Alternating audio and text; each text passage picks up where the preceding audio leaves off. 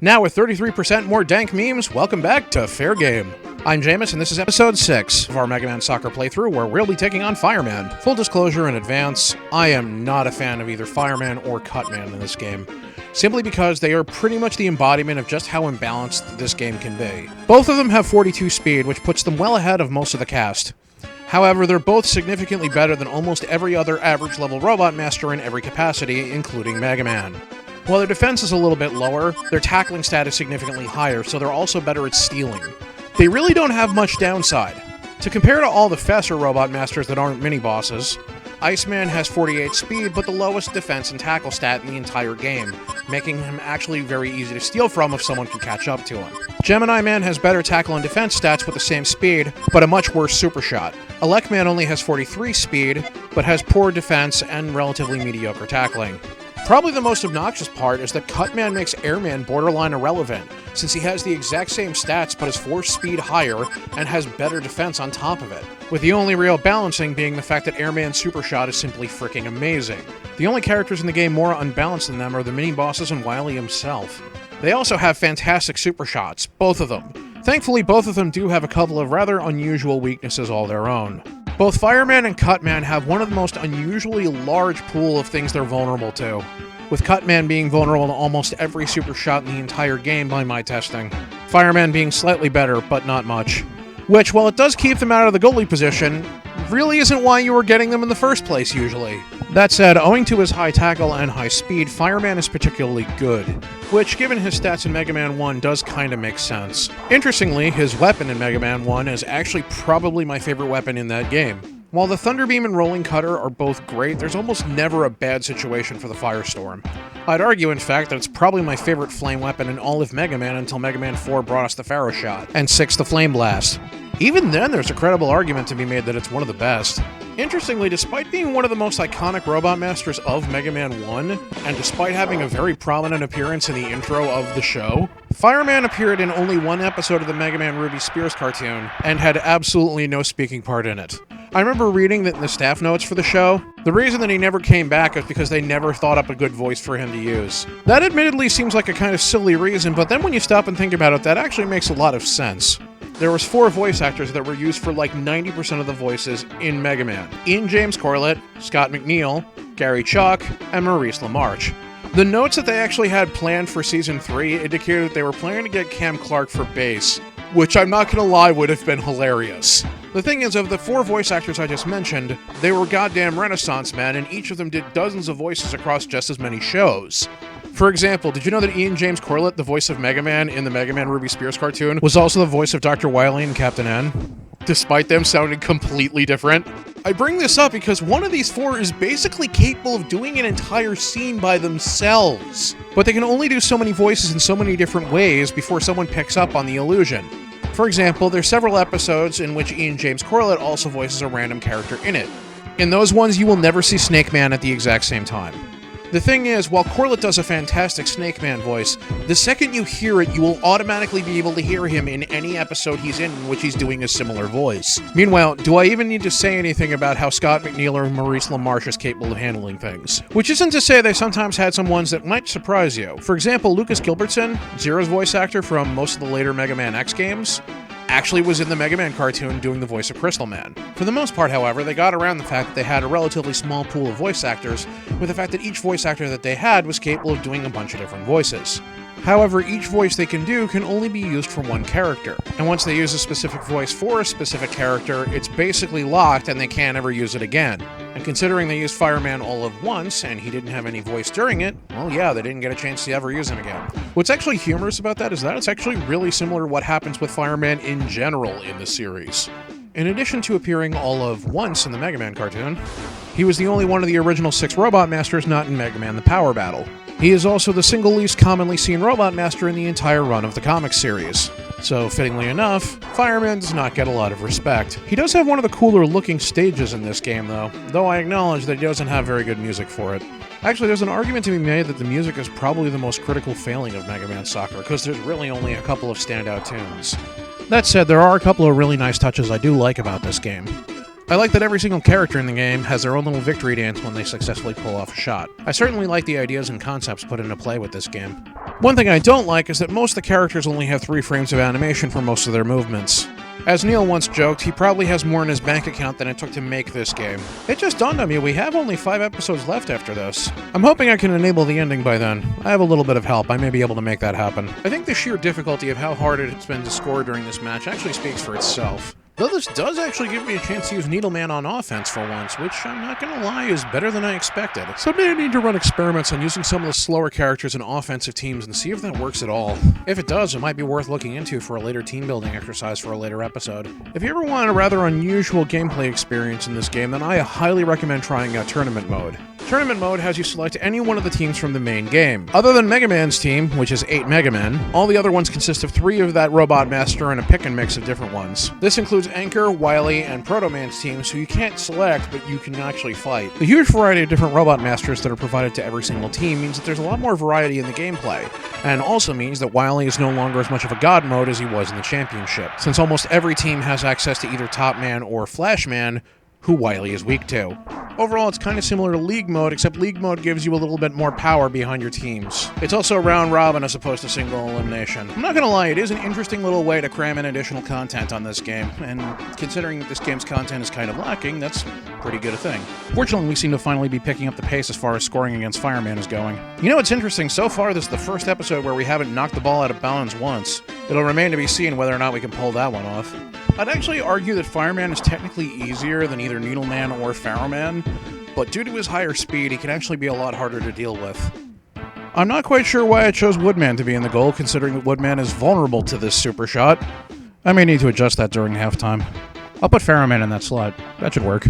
Actually, that brings up a very interesting thing I noticed when I was playing this game earlier.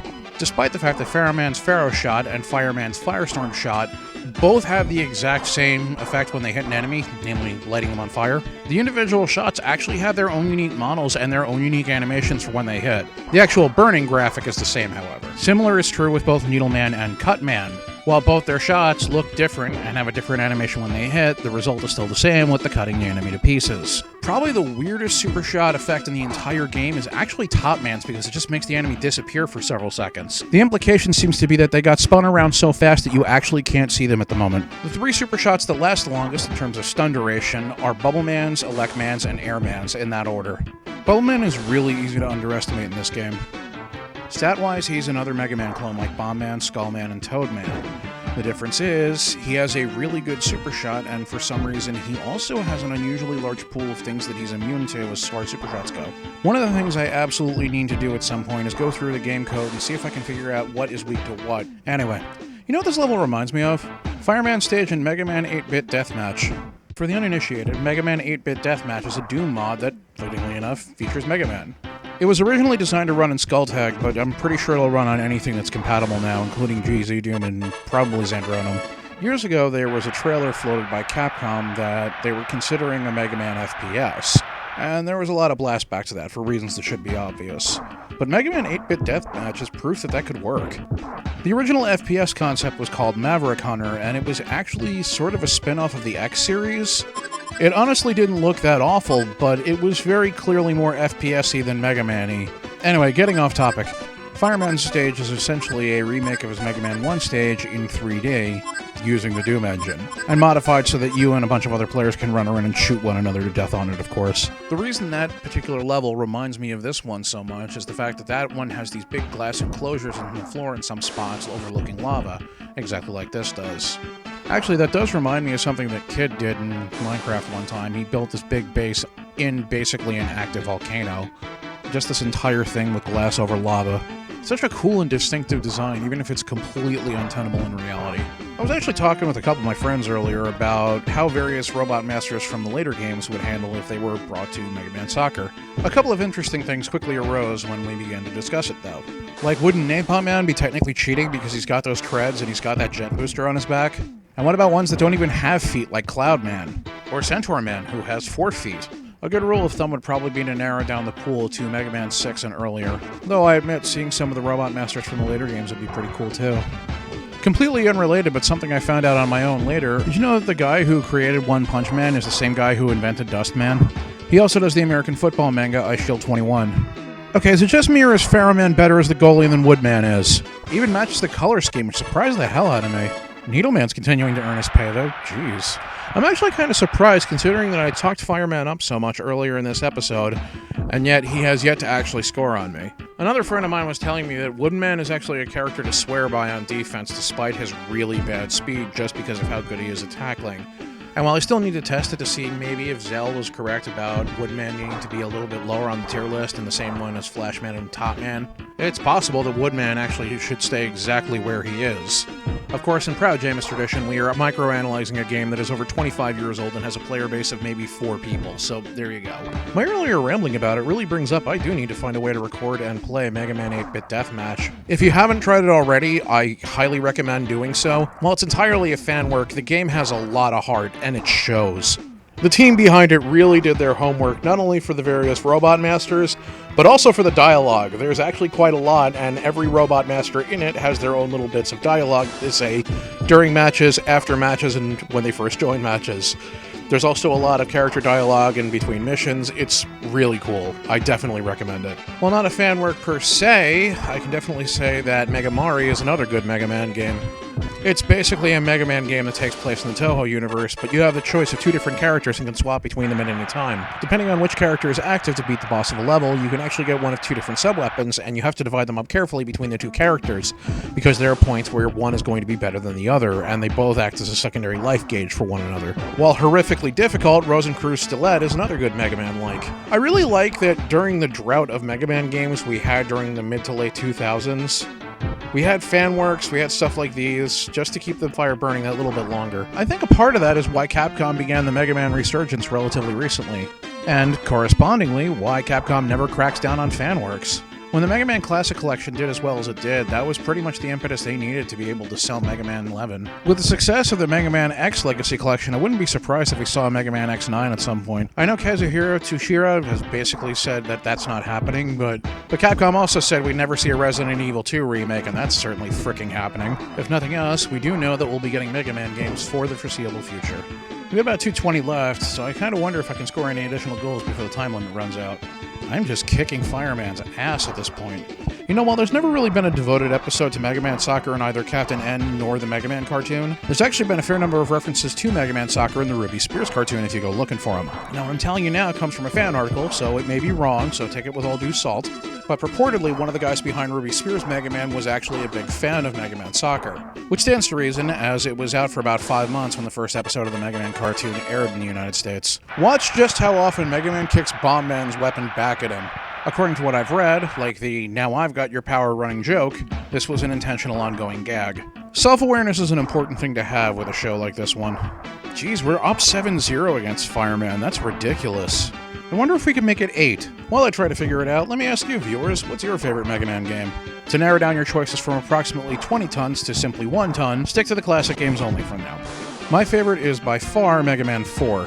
A huge number of people have made the argument that Mega Man 2 is the best one.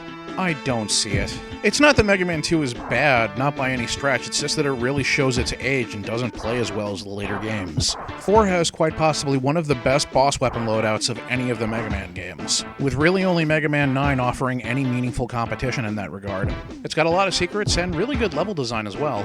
It also introduced the charge shot, which basically changed Mega Man history as we know it. Throw in some fantastic music, and the exact last time that the "oh look, it's a different villain" trick was actually used effectively in the series, and you have why this is one of my favorites. I do, however, find it a little bit hilarious that 2 of the 4 Robot Masters from Mega Man 4, which are in Mega Man Soccer, are essentially Mega Man clones statistically, with the other 2 being entirely defensive.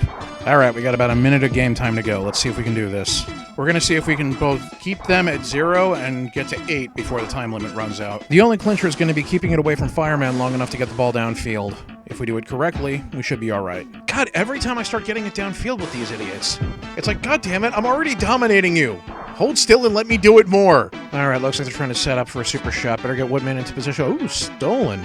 Not bad at all, Woodman. Alright, let's see if I can get this back downfield. A little bit of help from Woodman on that one. You know, KJ Inafune was actually directly involved with the production of the Mega Man cartoon? He was actually an advisor on several episodes, including Mega X, and the pilot. Capcom was actually heavily involved with the cartoon and actually had a lot to do with it. I can tell you about it in a later episode, though. Man, it seems like they are hell-bent on trying to keep me from scoring that last goal. I suppose they're right to fear me, considering what happened last game against Needleman when I almost scored at the absolute last second. I know there's no mechanical advantage to... Ooh, nice steel skull, man.